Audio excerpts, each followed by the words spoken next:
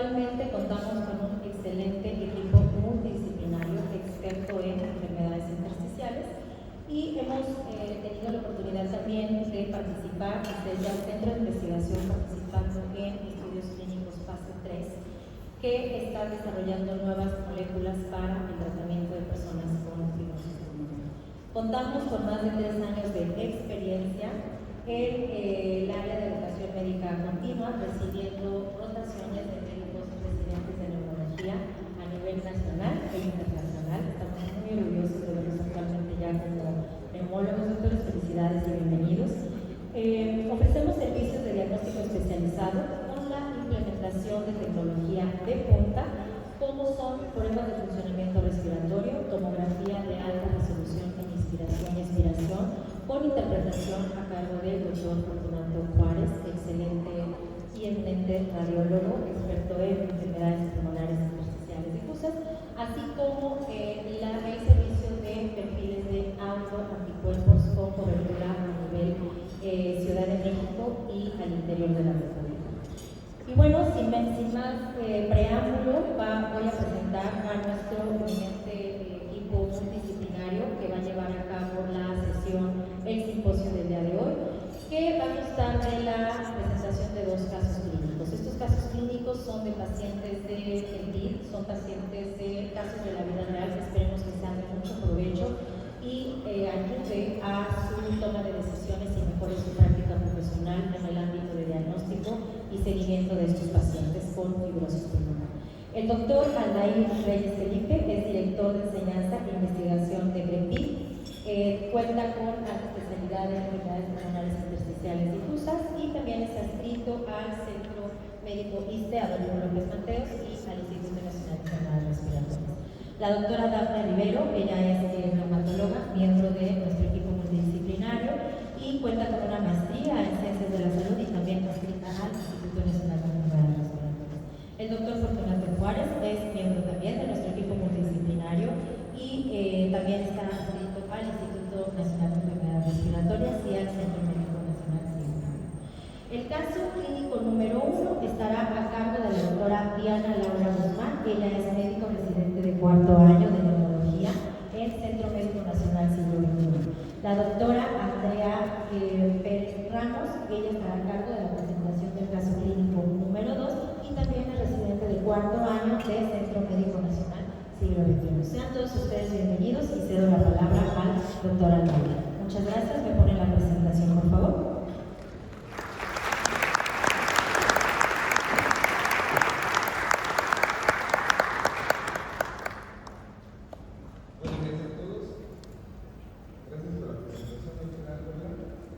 Bueno, agradezco compartir este día, este momento con ustedes. Es importante reunirnos porque uno de los objetivos de estar aquí pues, es implementar o poder darle importancia como tal a la formación de equipos multidisciplinarios en cada centro, en sus sedes como tal, en hospitales públicos o privados. Y bien, no me dejarán mentir que los pacientes con enfermedad pulmonar intersticial cada vez son más. Cada vez topamos en la consulta externa o hospitalizados pacientes con EPIC.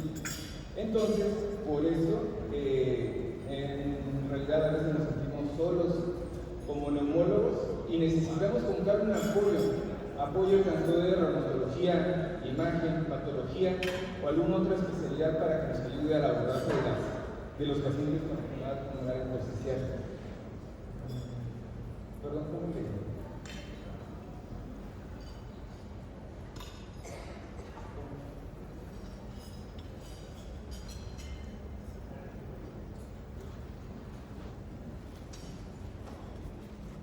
Y bien, les presento a nuestro equipo multidisciplinario, en el cual pues, pueden contar con nuestro apoyo cada vez que lo necesiten. Contamos con la doctora Olga, que es cardióloga, la doctora Dafne, reumatóloga, el doctor Fortunato Juárez, que es hematólogo, la doctora Peña, en histopatología, la doctora Claudia, que es reumatóloga, y la doctora Latic, que es de cuidados paliativos. Entonces, es nuestro equipo como tal, entre aquí. Y bien, ¿por qué? Porque hay que formar un equipo multidisciplinario. En realidad es un estándar de oro ya. Si recordamos, en algunos algoritmos como neumonitis por hipersensibilidad, obesidad, fibrosis pulmonar idiopática e IPAP, es prácticamente el último tope o es la última situación que tenemos que evaluar del caso clínico del paciente para poder definir un diagnóstico como tal. Sin embargo, no hay recomendaciones actualmente o no son recomendaciones formales para poder realizar un grupo de equipo multidisciplinario. Pero ¿por qué se debe hacer un grupo o un equipo multidisciplinario? En realidad, como ya lo comenté, hay una creciente prevalencia como tal del trauma pulmonar intersticial, pero además hay una creciente prevalencia del trauma pulmonar intersticial con tratamiento y que aún así hace un fenotipo fibrosante progresivo. Entonces debemos de categorizar o debemos de realizar una búsqueda y debemos de realizar como tal una tipificación de una terminología inequívoca. ¿Qué quiere decir esto? Hablar de un fenotipo fibrosante progresivo lo debe entender como tal el radiólogo, el reumatólogo, neumólogo y los demás participantes. Y bien, hay que saber como tal cuáles son los factores que se pueden identificar para poder estratificar el riesgo de progresión de una paciente. Eso como tal puede ser clínico, bioquímico, molecular, analítico o meramente tomográfico o histopatológico. Y bien, hay necesidad también de algunos otros estudios que la sede la puede contar o que en realidad tendríamos que buscar en alguna otra sede o hacer relación interinstitucional para poder completar el abordaje del proceso. Se ha tratado de saber o evaluar como tal cuántos países o cuántos centros cuentan con un equipo multidisciplinario. Sin embargo, esto fue del 2019, el doctor Kelly, pues nos deja un poco de mal sabor de boca porque en realidad son muy pocos centros los que nos reunimos para poder rebatir a los pacientes o casos clínicos complejos. Sin embargo, como se dan cuenta en la diapositiva, pues los neumólogos llevamos la batuta como tal de este equipo. Pero ¿a qué pacientes debo representar? En realidad a los pacientes que debo representar son pacientes que no tengo un diagnóstico determinado o que necesitamos ayuda de iniciar algún tratamiento inmunosupresor. En este caso, el tratamiento inmunosupresor, principalmente biológico, pues lleva la batuta a la reumatología. Debemos de saber, ellos nos orientan como tal, cuáles son las indicaciones, las contraindicaciones y cómo solucionar como tal algunas complicaciones del tratamiento. Si es un componente inflamatorio, pues puede ser un inicio de tratamiento o un agente inmunosupresor, pero si el componente es más fibrótico, el inicio antifibrosante lo debemos de seleccionar nosotros. Para ingresar a un paciente a un protocolo de estudio debemos de cumplir algunos criterios de inclusión y debemos de certificar también a los pacientes para saber si ese paciente es ideal para ingresar a este protocolo de estudio. Entonces, el equipo multidisciplinario es una herramienta importante para que este paciente pueda ingresar a él. Una de las cosas muy importantes y que en realidad nos enfocamos mucho en la práctica clínica es la falla terapéutica. Es ese paciente como tal con una enfermedad refractaria que aún con dosis altas de esteroides, que aún con 2 inmunosupresores, el paciente progresa.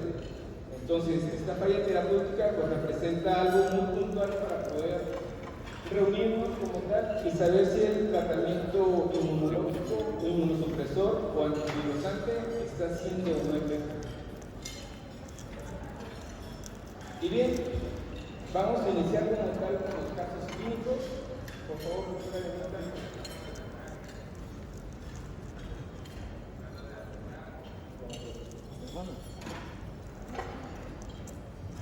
Buenos días a todos. Vamos a iniciar con el primer caso clínico. Se trata de un paciente masculino de la sexta década de la vida. El paciente actualmente es comerciante de bisutería. Previamente fue músico, específicamente baterista. Es originario de la Ciudad de México y residente del Estado de México del Bordo de Xochitl. Como podemos observar en las imágenes, dentro de este bordo de Xochitl existe un basurero a cielo abierto, lo cual lo confiere con una relativa exposición ambiental y también exposición a fauna nociva.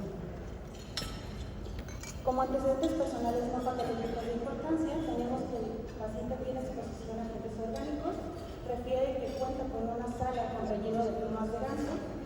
Dentro de la exposición con evidencia con animales, tenemos exposición a aves de forma más que nada relacionada con el entorno del domicilio del paciente.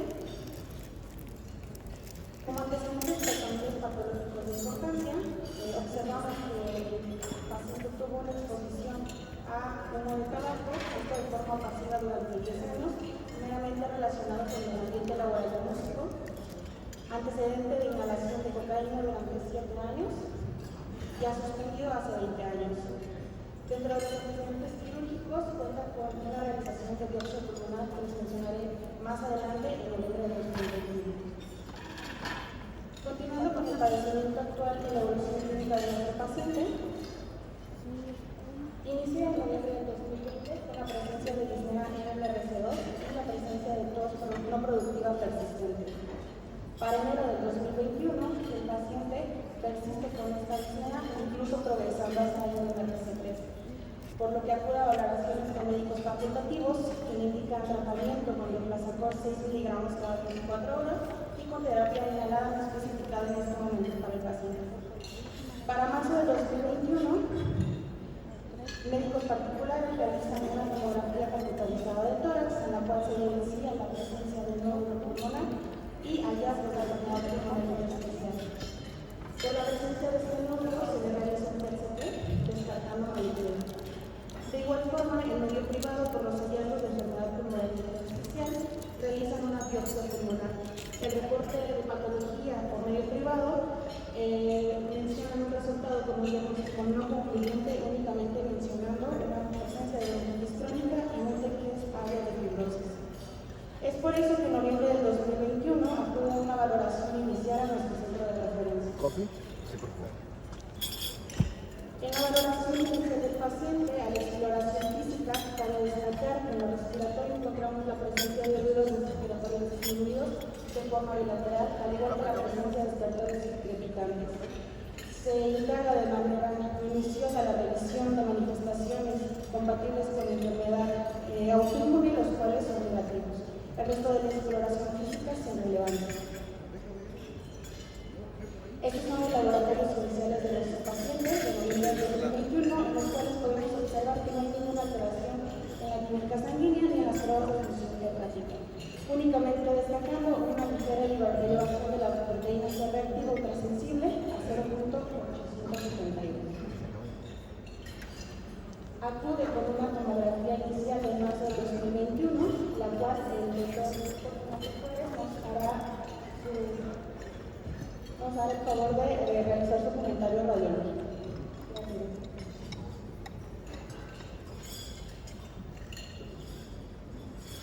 Hola, ¿cómo están? Buen día.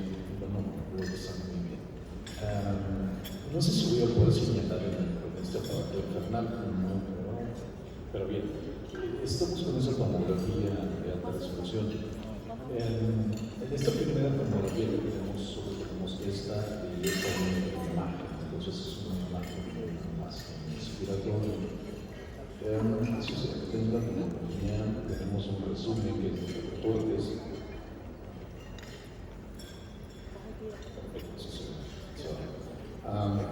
Es un resumen de cuatro cosas, es un resumen que habitualmente usamos para todas las posibles imágenes de la tomografía. Pueden ustedes ver el panel imagen, bueno, en general, vean la tomografía y van a ver ustedes que hay una atenuación heterogénea del parénquima pulmonar. Destacan algunas áreas en particular, destacan áreas pequeñas de disminución de la atenuación. En general, ese parénquima pulmonar es heterogéneo. Acá hay una imagen de posibilidad de disminución de la atenuación. Vean ustedes que hay algunas áreas de incremento de la atenuación. Para la gente que se más o menos no tiene mucho estos términos, heterogeneidad de la atenuación menor y mayor son áreas más blancas que alternan con áreas más negras en ese parénquima pulmonar. que aquí ya tiene el acercamiento con esto, bueno, es bastante evidente ver que hay algunas áreas de disminución focal de la atenuación que alternan con otras de mayor. Entonces, si ven ahora con más detalles, como una van a ver muchas áreas que tienen todavía densidad normal.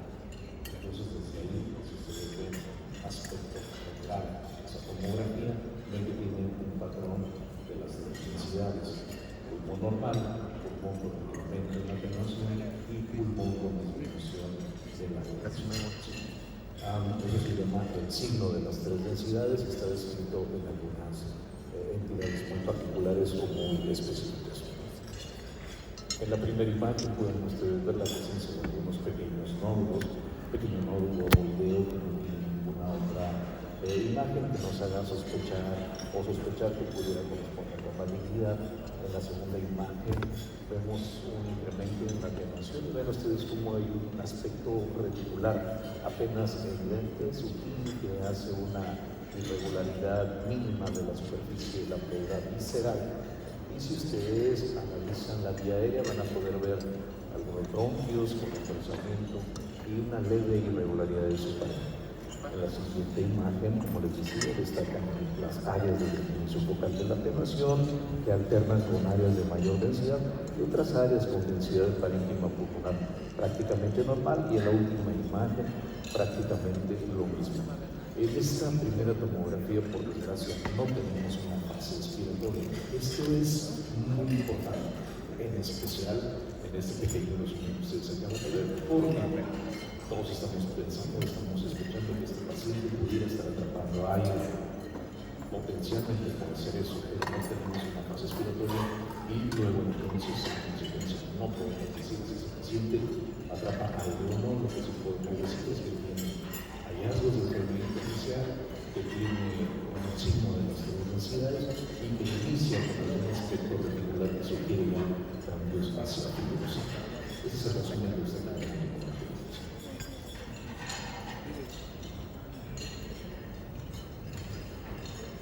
Gracias, doctor. Continuando con el caso clínico, vamos a pasar a las pruebas de función pulmonar. Aquí observamos la espirometría basal del paciente desde mayo del 2021, en la cual podemos observar una espirometría simple y postbronodilatador, en la cual tiene un patrón sugerente de restricción. Entonces observamos un porcentaje de predicho de la capacidad de forzada del 54%. Sin embargo, es importante mencionar que también tenemos un TEP1 con un 62% del predicho, por lo cual se solicitó volúmenes pulmonares. Dentro de los volúmenes pulmonares podemos ver que tenemos una TLC con un 45% del predicho, lo cual nos habla de una restricción grave. El doctor Fortunato nos mencionaba esta parte de sospecha de atrapamiento aéreo. Aquí observamos en los volúmenes pulmonares que la relación RD-PLC con un 188% del predicho, lo cual sí nos habla de atrapamiento aéreo. En cuanto a la difusión de monóxido de carbono, podemos ver que tanto esta difusión como el volumen alveolar están moderadamente disminuidos, con un 57% del predicho y un 66% del predicho respectivamente. La prueba de caminata de 6 minutos basal, observamos que el paciente recorrió un total de 252 metros. Aquí a destacar que es una disminución bastante considerable, ya que el predicho de nuestro paciente es de 531 metros. Y podemos observar cómo la saturación final de la realización de la caminata fue un 78%. Con todas estas pruebas de laboratorio, de pruebas de función pulmonar y de imagen, se decide solicitar un panel de anticuerpos antinucleares. Para esto, la doctora Daphne Rivero nos va a complementar para el comentario reumatológico.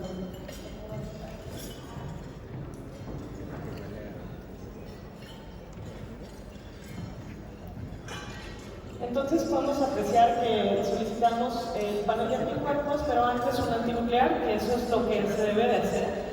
Muchas veces no tenemos el acceso a todos los paneles de anticuerpos, pero lo primero para determinar hacia qué anticuerpo tenemos que dirigirse al panel de esclerosis o miositis siempre es importante pedir el panel de anticuerpos, sobre todo antinucleares.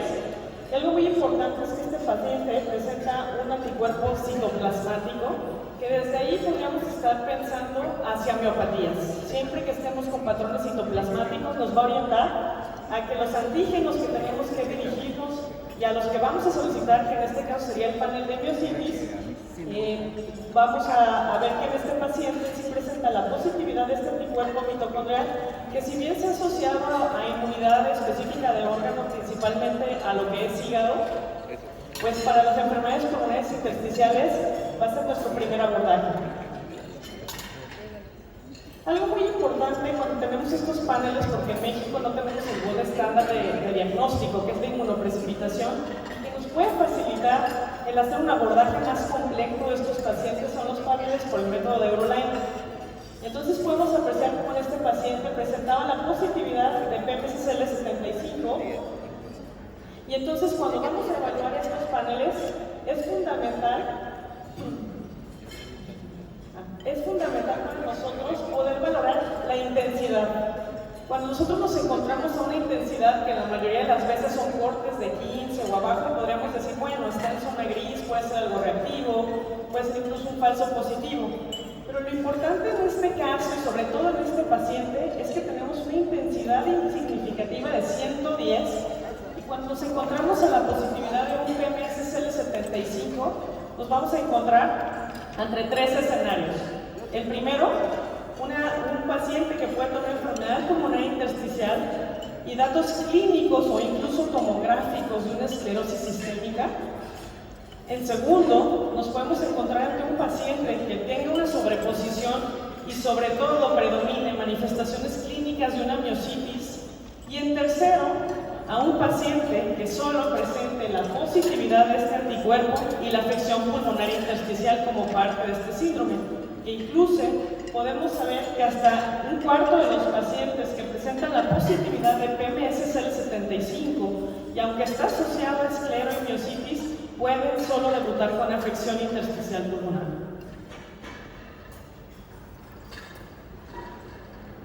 Llama la atención que a través del tiempo y pasando los años en el seguimiento de este paciente, nosotros podemos valorar que el anticuerpo persistía presente y que no era solo un fenómeno reactivo, algún proceso alérgico o infeccioso, sino que el anticuerpo persistía a lo largo incluso del tratamiento. En el último panel podemos valorar que la intensidad era significativa, y aunque a la exploración física no encontramos datos tanto de miocitis o esclerosis, en este caso sí tenemos que darle un peso importante a la autoinmunidad.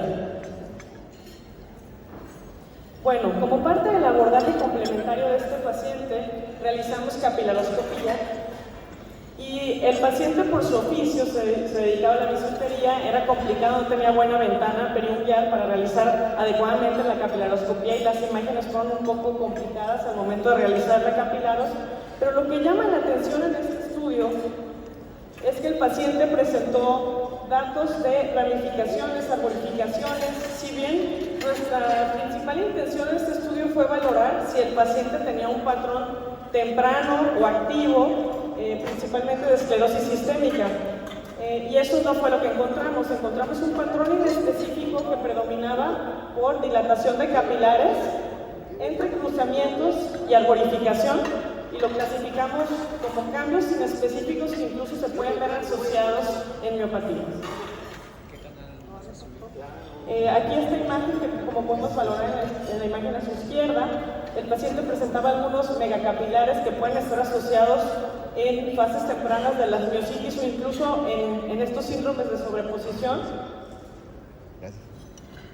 Y queda determinado como un patrón inespecífico.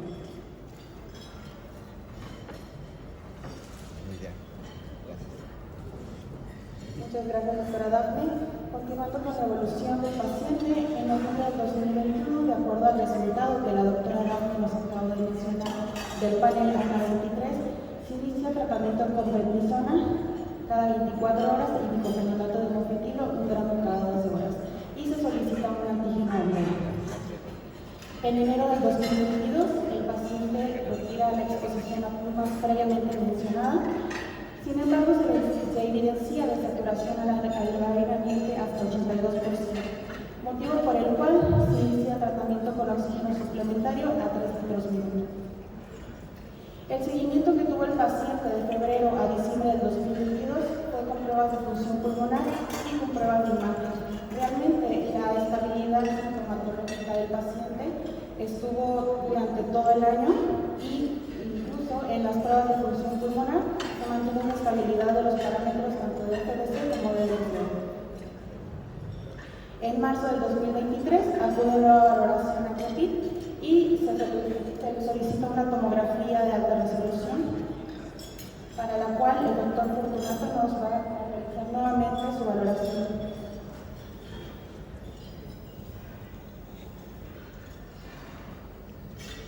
Muchas gracias, doctora.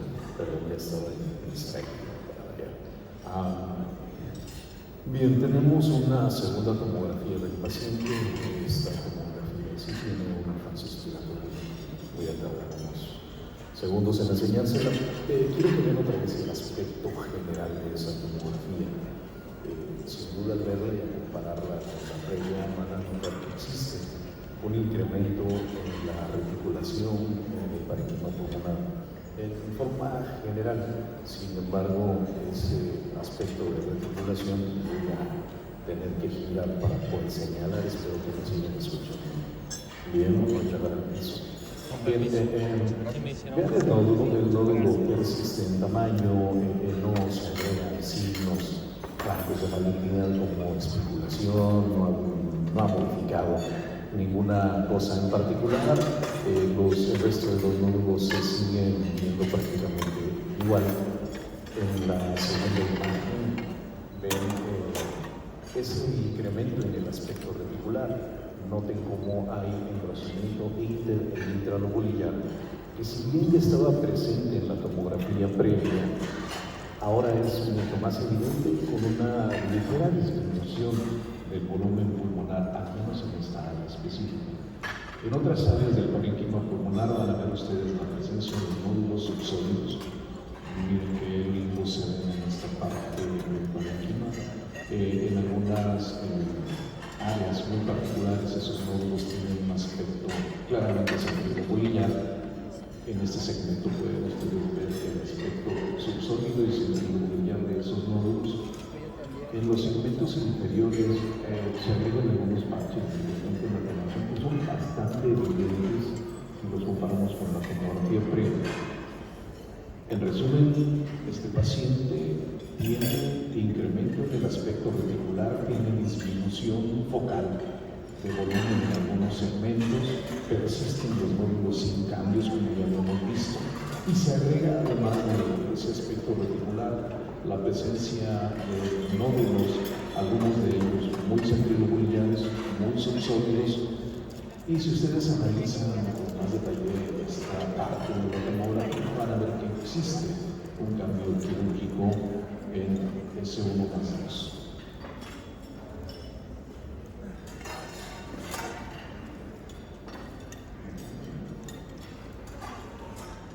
¿Me pueden pasar la siguiente línea?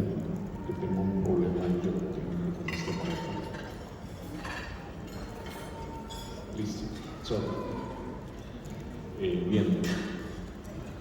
Acá está la fase respiratoria de esta tomografía, entonces ahora sí tenemos muchos elementos para decir que este paciente, por supuesto que está atrapando aire. Miren ustedes en el C1, vean cómo se delimitan francamente por estos sectores interloculares y un área de disminución de la circulación con esta área de parénquima pulmonar presente que hace que nos demos cuenta muy bien. En el siguiente corte, en el nivel de la carina, ustedes ven estas áreas estos son lobulares pulmonares secundarios perfectamente delimitados por los sectores interloculares. Estas son áreas francas de atrapamiento aerolobulares. En los segmentos inferiores se hacen un poquito más evidentes las áreas que ya veíamos desde la fase de inspiración. Y bueno, en resumen, en esta fase respiratoria nos ayuda bastante bien para poder decir que este paciente está atrapando.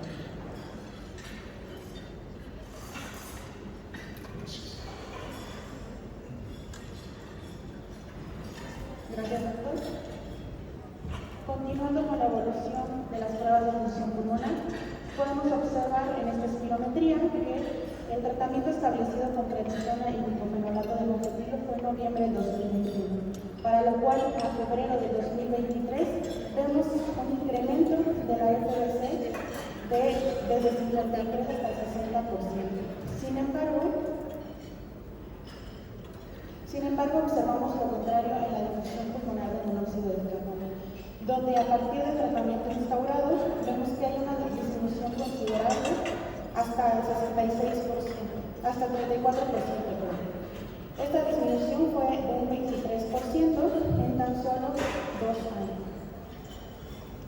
En cuanto a la prueba de caminata de 6 minutos, sí observamos un incremento de los metros caminados, recordando que el basal del paciente fue de 252 metros, su predicho era de 531, y observamos cómo para febrero de 2023 hay un incremento hasta 545 metros.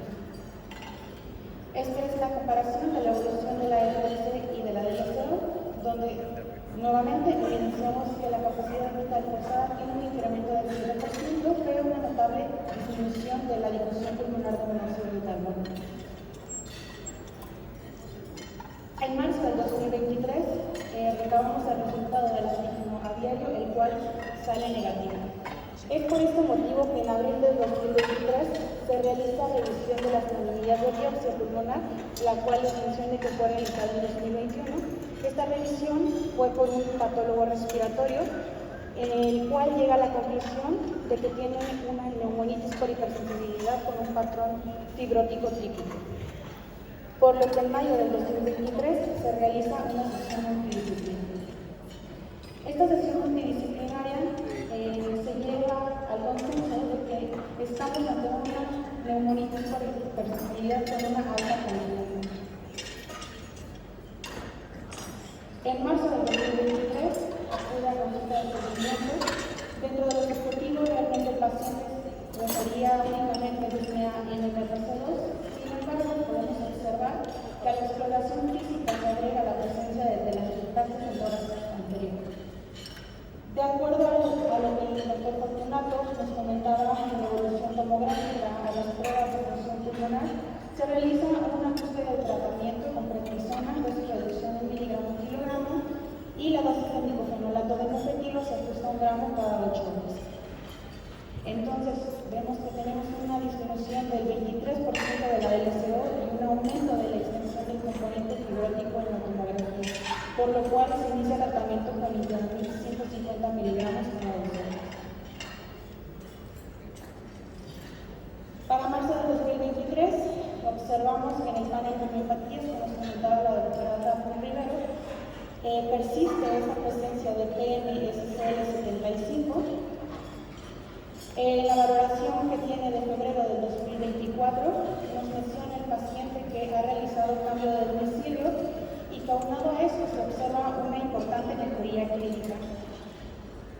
Dentro de la sintomatología realmente no refiere ningún síntoma respiratorio y refiere la adecuada tolerancia al antifibrótico. Vemos nuevamente la evolución de la espirometría, que en febrero de 2023 fue cuando se realiza este ajuste de tratamiento con nintedanib, diclofenolato y prednisona de su reducción, en el cual podemos observar que para febrero de 2025 hay una pérdida de la FBC de un 8%. Y podemos observar que en el último año, de enero de 2024 a febrero de 2025, tiene una caída del 6% de la FBC. En cuanto a la difusión pulmonar de monóxido de carbono, observamos que sí hay un incremento de febrero del 2023 a febrero del 2025 de un 27%.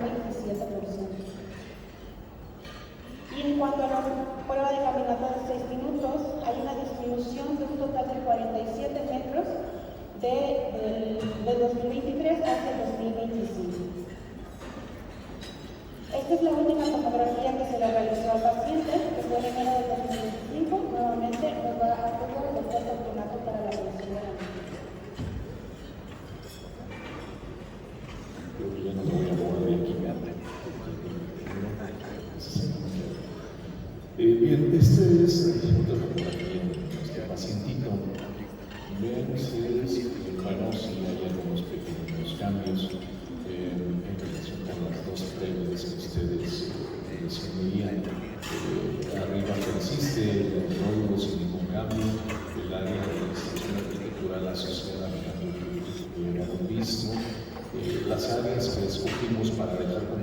tomográfico tal vez muestra una ligera disminución en la rehabilitación, un poco de recuperación del volumen pulmonar, y si analizamos también los nódulos, hay una disminución, aunque hay una persistencia todavía en algunas áreas focales, hay una disminución ligera en el número de esos nódulos subsólidos que veíamos en la tomografía previa, y en los segmentos inferiores pues no hay un gran cambio. Creo que tengo otra imagen de esa tomografía.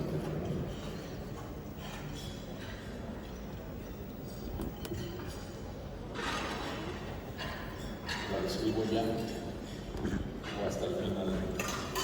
Listo, una vez ya la tenemos ahí, la vamos a describir a nuestra Bien, entonces tenemos estas tres tomografías comparativas. La primera, que no teníamos una fase expiratoria; la segunda, donde sí tenemos una fase expiratoria; y la última, que recién vieron. Voy a regresarme rápidamente, no es cierto, no me voy a regresar, me voy a quedar ahí. En resumen, nuestros hallazgos radiológicos nos hacen suponer posibilidades diagnósticas, por supuesto. Desde la primera tomografía veíamos hallazgos de enfermedad intersticial, con algunas imágenes que sugerían cambios mínimos pero fibrosantes, y un patrón de 3 densidades que ya nos orientaba hacia una discodesensibilidad, aunque no teníamos una fase expiratoria. En la segunda tomografía tenemos una fase expiratoria que nos ayudaba a confirmar el atrapamiento aéreo. Entonces, esa posibilidad de una NH era todavía mayor. Sin embargo, recuerden que algunas enfermedades tenemos que hacer diagnóstico diferencial siempre por imagen, como algunas otras enfermedades como asociadas a pulmonía AR, por ejemplo, que llega a tener el mismo porcentaje de tratamiento aerogrupo en pacientes. Y en la evolución del paciente hace el aspecto reticular mayormente, o sea que tiene una cierta progresión de esos aspectos fibrosantes. Y si hacemos la análisis comparativo de las tres tomografías, podemos ver hallazgos sutiles que nos indicaban que ese paciente potencialmente tenía cambios mínimos pero fibrosantes. La segunda tomografía, en la cual hay disminución del volumen focal de los segmentos y el cambio fibrosante es mayor, asociada a la presencia de esos nódulos subsólidos endobiliares. En esta última tomografía pueden ustedes ver una ligera mejoría tanto en el aspecto reticular como en el aspecto de los nódulos, y ven ustedes cómo el paciente recupera un poco el parénquima pulmonar. Estos son cambios, y lo que estamos haciendo es una forma visual comparativa nada más para evaluar esto, pero si ustedes se dan cuenta, esto sí es evidente. Entonces, en resumen, en nuestro análisis radiológico es un paciente que probablemente tiene una neumonitis por hipersensibilidad con un patrón mixto, pero tiene algunos nódulos endobiliares, pero tiene cambios fibrosantes francos. Y esos cambios fibrosantes francos tienen ese predominio que describe la literatura hacia los segmentos superiores de los pulmones, con los otros signos que ya describimos. Hasta acá mi participación con este caso, y después quedaré a su disposición para la conclusión. Muchas gracias. Muchas gracias, doctor. Se le realiza un ecocardiograma transgráfico con las siguientes conclusiones diagnósticas: un remodelado concéntrico, función sistólica preservada, una disfunción diastólica del ventrículo izquierdo grado 1 y una baja probabilidad de hipertensión pulmonar, y un ventrículo derecho dilatado hipertrófico. En febrero de 2025 se realiza el panel de esclerosis, que es el que observamos con la doctora Daphne Rivero, en el cual nuevamente observamos la persistencia de TMS-SCL75, por lo que en marzo de 2025 se hace el diagnóstico de una neumonitis por hipersensibilidad fibrótica con características autoinmunes y con un fenotipo fibrosante progresivo.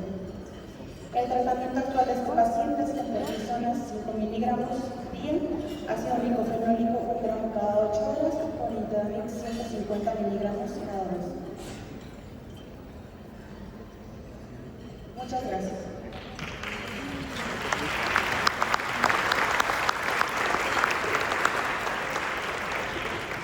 Bueno, pues vamos a abrir debate. ¿Alguien que tenga alguna pregunta, algún comentario para nuestros ponentes? Al doctor, ¿se llama por el micrófono, por favor?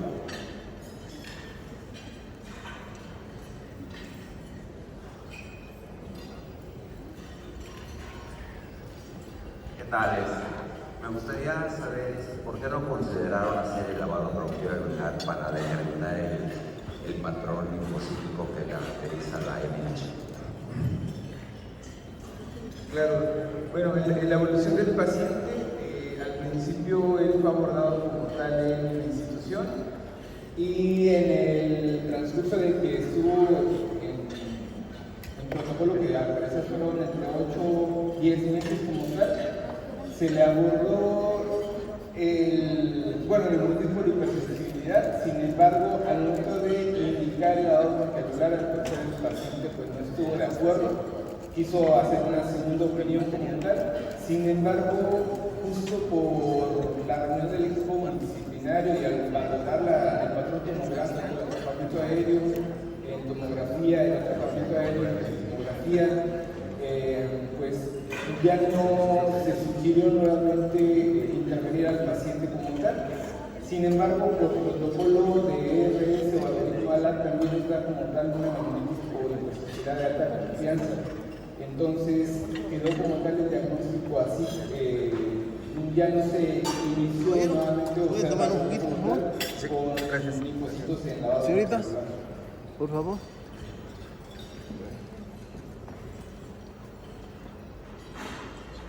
¿Alguna otra pregunta que tengan?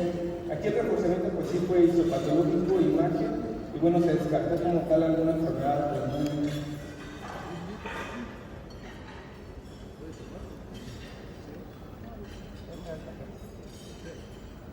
¿Nos apoyan con el micrófono?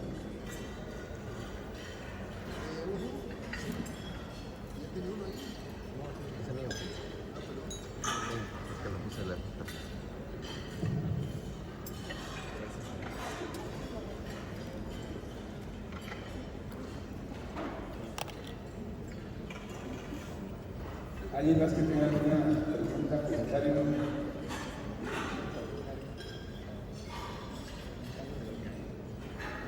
Bien, bueno, vamos a pasar al siguiente caso, el caso número 2, con la doctora Andrea Pérez.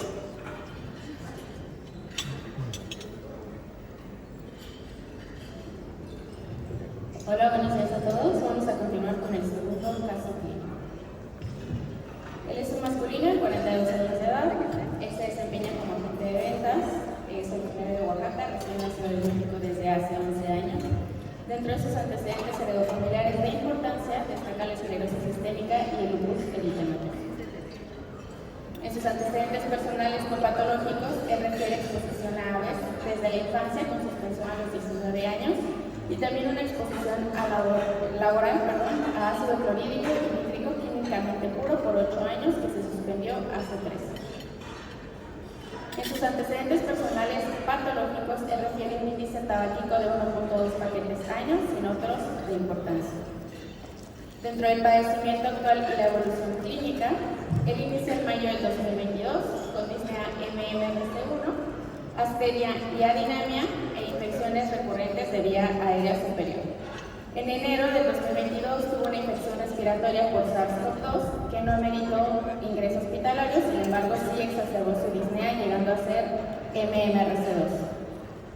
Para marzo del 2022 se documentaron cifras de desaturación de menos del 90%, progresó la disnea hasta MMRC3, por lo que acudió con un neumólogo particular que inició tratamiento con desplazacor 6 miligramos cada 24 horas. Se realizaron laboratorios completos en donde la biometría hemática completa destaca una leucocitosis a expensas de neutrófilos y una poliglobulia. En su gasometría arterial se evidenció una hipoxemia leve con valores de referencia de la Ciudad de México. También se encontró una ligera elevación de la proteína C reactiva y de la bilirrubina total a expensas de la indirecta. También se realizaron pruebas de función pulmonar con una espirometría con broncodilatador basal de junio del 2022 en donde se encontró una sugerencia de restricción y sin respuesta broncodilatadora. Debido a esta espirometría se realizaron también volúmenes pulmonares, encontrando que la restricción era simple, que era moderadamente grave según el porcentaje del previsto. También tenía una difusión pulmonar de monóxido de carbono, la cual estaba gravemente disminuida junto con el volumen alveolar. La primera tomografía se realizó en junio del 2022. Para estas imágenes vamos a requerir al doctor Fortunato.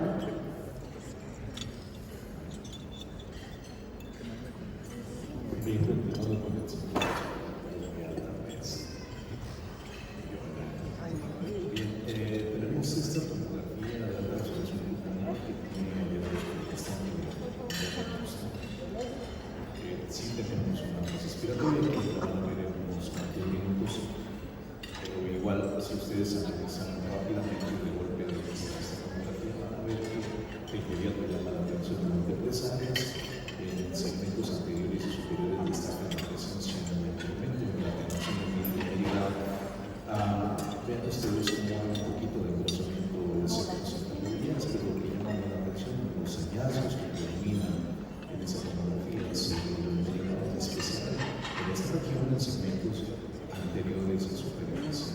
A nivel de caso de un poco más abajo de los bronquios, vemos también áreas de incremento de la atenuación en los merilados que nos hacen ver muy bien los trayectos de los bronquios en segmentos inferiores, todavía parte de los superiores en íngula y medio. Vean ustedes cómo aparte de este incremento en la atenuación ya van varias cosas la atención. Hay disminución del volumen pulmonar, de los bronquios, ustedes los ven agrupados, los ven, le llamamos agrupamiento vascular, los bronquios están muy más cercanos a los tejidos vasculares que habitualmente la separación que vemos. Vean cómo esos bronquios están con el incremento en la luz, están con una cierta dilatación. En otros segmentos vemos los mismos, vemos vidrios, vemos algún aspecto reticular, sutil, apenas evidente. El lóbulo medio todavía vemos los bronquios dilatados con una asociados a disminución del volumen pulmonar con el incremento en la formación de a nivel inferior ya también vemos caracterismo, biliaridad, regulación, disminución asociada de volumen y dilataciones bronquiales. Y no que se refiere a dilataciones bronquiales. En algún punto todos estamos acá sentados, tuvimos experiencias con algún tipo de entidades como la memoria organizada o de ese espectro hace dilataciones bronquiales transitorias, que cuando eso resuelve, pues llegan a revertir o su mayor parte regresa. Entonces, en resumen, nuestro paciente tiene un patrón tomográfico NINE. Está acá, pero necesito que tiene un patrón tomográfico NINE con algunos puntos que llaman la atención, como las dilataciones bronquiales y el aspecto reticular asociado que vemos en esta tomografía. Esta es la fase expiratoria de esta tomografía, y en esta fase expiratoria, con circular la aérea, vemos que no hay imágenes que supone atrapamiento aéreo. Entonces, pues no atrapa a este paciente, y eso es muy importante porque nos orienta hacia algunas posibles diagnósticas que vamos a mencionar probablemente en los estudios siguientes.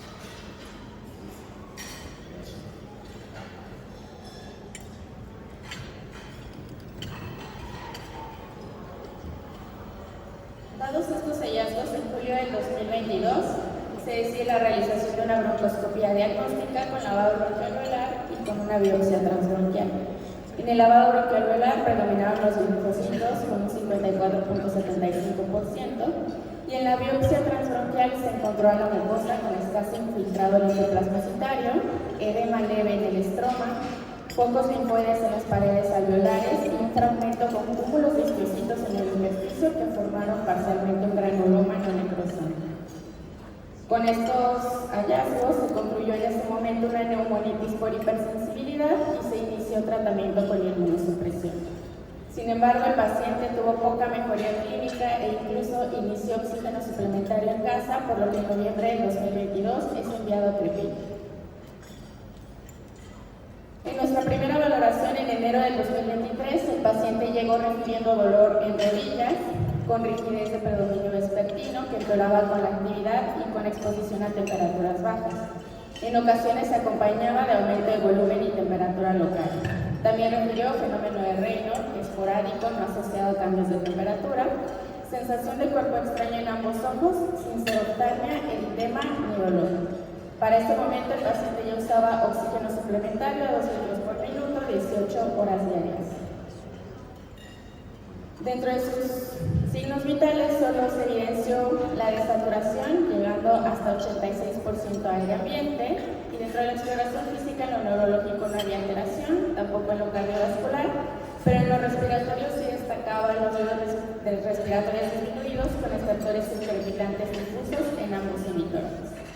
Dentro de la exploración física osteomuscular y de tejido conectivo se encontraron telangiectasias en la cara, en las palmas, en el tórax anterior y posterior, acropaquias, cianosis distal y la fuerza muscular estaba conservada.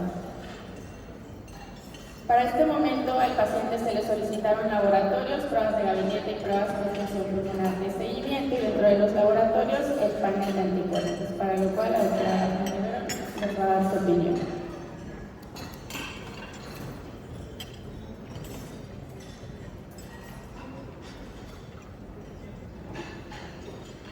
Entonces es muy importante que desde que valoramos a nuestro paciente con afección intersticial, a la exploración física nos estaban dando ciertos datos clínicos que nos podrían orientar, sobre todo a un síndrome de sobreposición o hacia esclero, con telangiectasias palmares, en la región inferior, del tórax. Y algo que llama mucho la atención es que tiene multipositividad de anticuerpos antinucleares, donde podemos apreciar, y le doy mucho peso a esas telangiectasias cuando yo me encuentro ante un patrón nucleolar. Un patrón nucleolar 1,640 que nos está hablando que los antígenos a lo que va dirigido son antígenos hacia esclerosis sistémica. Además, podemos valorar que en la titulación lo consideramos, si bien Ari Fisher te menciona que la titulación debe ser 1,320, la realidad es que en esto podemos ser un poco laxos, porque si tienes manifestaciones clínicas que apoyan tu diagnóstico, el paciente no está en un proceso infeccioso agudo que pueda darte multipositividad de anticuerpos, le doy un peso importante a ese anticuerpo antinuclear con un patrón nucleolar. Además, el paciente coexistía con otros patrones, como fue el patrón citoplasmático que ya les mencionaba en el caso anterior. Siempre tenemos que sospechar en miositis cuando estamos ante un patrón citoplasmático. Y algo importante que es muy raro, que de hecho en estos pacientes con afección intersticial se presenta este tipo de patrón, que es un moqueado denso fino citoplasmático, es controvertido, porque como vamos a ver más adelante,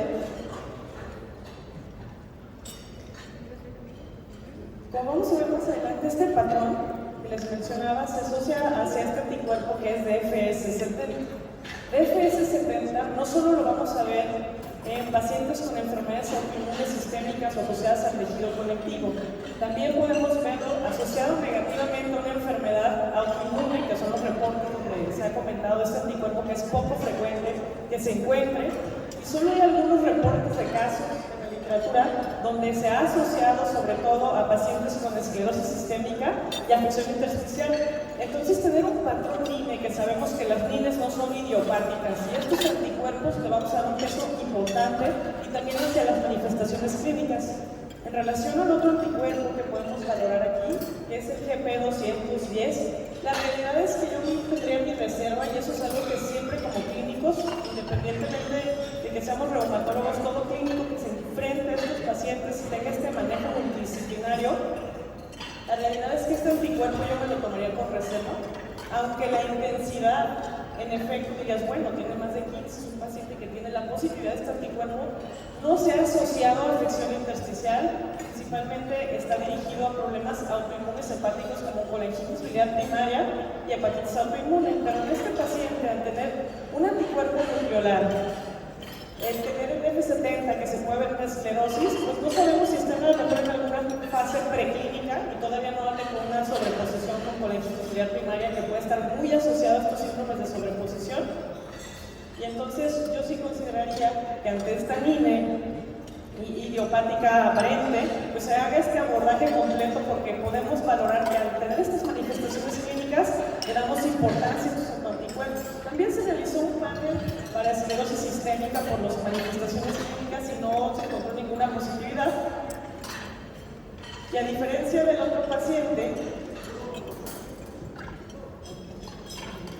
algo que quiero comentar aparte es que contamos con un panel extendido, eso es súper importante, porque va a haber pacientes que tengan una neumonía organizada, que llegan con un poco de manos de mecánico y no los podemos clasificar porque no contamos con el ENA y solo el citoplasmático, pero muchas veces hay anticuerpos no medibles como el K, como el SO, en este caso que contamos incluso con el KS o el K, que en caso de la positividad de estos anticuerpos nos pueden apoyar todavía más a tener este diagnóstico del paciente. No fue así con él. La realidad es que todo el panel de miocitis resultó negativo y también le realizamos un estudio capilaroscópico que, a diferencia del otro paciente, si bien no es específico de miocitis, tenía en cualquier dedo donde le pusieras el capilaroscopio podías valorar la presencia de arborificaciones. Tenía datos importantes con arborificaciones entre cruzamiento de los capilares en todos los dedos de la mano. La realidad es que sí era un patrón que está fuertemente asociado a miocitis. Y la verdad es que además también presentaba capilares dilatados, entrecruzados. Si bien no se consideraba un megacapilar porque no pasaba los 50 micrómetros, sí tenía dilataciones importantes y la arborificación que podemos apreciar en la imagen de la izquierda.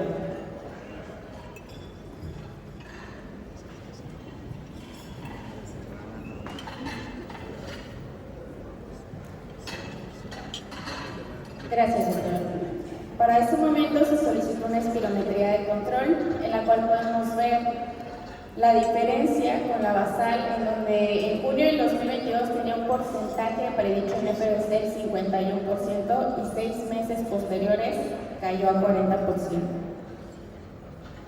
También se realizó una caminata de 6 minutos de control, la cual sí tuvo mejoría con el tratamiento inmunosupresor que hasta ese momento llevaba, recorriendo hasta 507 metros en 81% de su predicho. Se realizó un ecocardiograma transtorácico para evaluación cardíaca, la cual concluyó ventrículo izquierdo con función sistólica preservada, disfunción diastólica grado 1 y una baja probabilidad de hipertensión pulmonar. Para enero del 2023, las conclusiones diagnósticas fueron una enfermedad pulmonar intersticial con características autoinmunes, ya que el paciente cumple al menos un criterio de cada dominio, con patrón tomográfico de neumonía intersticial no específica y obesidad grado 1. En este momento, dado el empeoramiento tomográfico y el empeoramiento en la FBC, se decidió otorgar dosis altas de metilprednisolona y prednisona con posterior dosis reducción, continuar con la sateoprina y el micofenolato de mofetilo en este momento a 1 gramo cada 12 horas. En marzo del 2023, el paciente incrementó el flujo necesario de oxígeno suplementario para lograr saturaciones adecuadas, refirió debilidad muscular al subir las escaleras, por lo que se solicitaron enzimas musculares que se encontraban dentro de parámetros normales, y se solicitó una tomografía de tórax de control, en la cual vamos a ver en la imagen siguiente que había una persistencia del componente inflamatorio. En este momento se decidió el inicio de rituximab, 1 gramo en 2 dosis con separación de 2 semanas. Esta es la tomografía de control de marzo del 2023, para lo cual nos da su opinión el doctor Fortunato. Creo que ya se tiene este micrófono, me lo activaron porque yo tengo que señalar y voltear para acá y creo que ya no se escucha, cosa que les agradezco sobremanera. Bien, miren ustedes la siguiente tomografía que tenemos. Si ustedes recuerdan la primera, si bien había algunas imágenes que sugerían reticulación, bueno, ahora tenemos una siguientes imágenes hay unos parches todavía de incremento en la atenuación en vidrios Maryland, y en segmentos inferiores es donde encontramos tal vez los hallazgos más relevantes en esta tomografía. Parches de vidrios Maryland que se asocian a la revelación. Sin embargo, se agrega la morfología de estos parches de vidrios Maryland, este aspecto que semeja a una banda pleuroparenquimatosa pulmonar. Si vemos los bronquios que veíamos previamente, vean cómo estos bronquios ahora son, aparte de dilatados, tienen irregularidad importante en su pared e irregularidad importante en su trayecto. Los que ustedes observan en el língula inferior aún conservan solo la dilatación, pero los que ven todavía en esta parte que es lo medio, ven claramente la irregularidad de la pared y su morfología totalmente cambiada. En los segmentos más inferiores vemos bandas pleuroparenquimatosas pulmonares francas asociadas a esas áreas de incremento en atenuación en vidrios Maryland y de reticulación que ya describíamos previamente. Hay un nódulo ahí que vamos a ver con un poco más de detalle. En estas imágenes adicionales que quise poner, adicionales a las previas, solo para destacar la presencia de un signo del lado inverso en ese segmento anterior. Si ustedes recuerdan muy bien, el signo del lado inverso lo encontramos muchísimo en neumonía organizada. Entonces tenemos un signo del lado inverso precioso que nos asociado a las bandas pleuroparenquimatosas pulmonares que ya describíamos y que se agregaban en este paciente, pues nos dicen que este paciente cambió únicamente de ver un patrón niño sin otra cosa a un patrón asociado de neumonía organizada. Tiene un patrón de neumonía organizada invariable e indudable. El diámetro de la arteria pulmonar ligeramente incrementado, tiene hasta 31 milímetros de diámetro, y el nódulo que ustedes veían en los segmentos inferiores izquierdos, pues únicamente se trata de un granuloma calcificado. Entonces ya no vamos a poner fase respiratoria porque sabemos que este paciente no caracteriza su imagen por atrapar aire. Simplemente vuelvo a regresar a esa tomografía para que vean el incremento en el aspecto reticular y la aparición de esas bandas pleuroparenquimatosas pulmonares que están en el espectro de imagen de la neumonía organizada. Recuerden, miren cómo estos bronquios han persistido dilatados y algunos ya sí son ya bronquiectasios. Listo.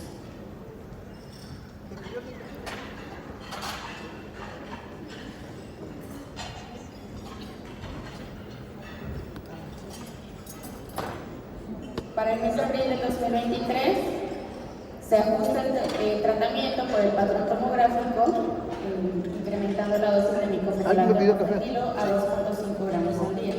La prednisona se queda en 50 miligramos al día con posterior dosis reducción y continuando con la satifrina. Para junio del 2023 el paciente refiere mejoría en la disnea, tos en disminución. Sin embargo, se realiza una LSO de control en la cual podemos ver la caída desde su basal de 51% del predicho hacia 29%. La FBC, conforme pasa el tiempo, se mejora. Y en junio del 2023 el paciente ya tiene un aumento de peso a 90 kilogramos, por lo que se realiza el ajuste terapéutico, llevando al micofenolato a dosis máximas de 1 gramo cada 8 horas y la prednisona un mes al menos con 50 miligramos con posterior dosis reducción. Dado los hallazgos en la caída del LSO y la progresión tomográfica, en ese momento se concluye que nos encontramos ante un fenotipo fibrosante progresivo, por lo que se sugiere el inicio de Nintedanib 150 miligramos cada 2 horas, idealmente por medio institucional. También al paciente se le envía a rehabilitación pulmonar.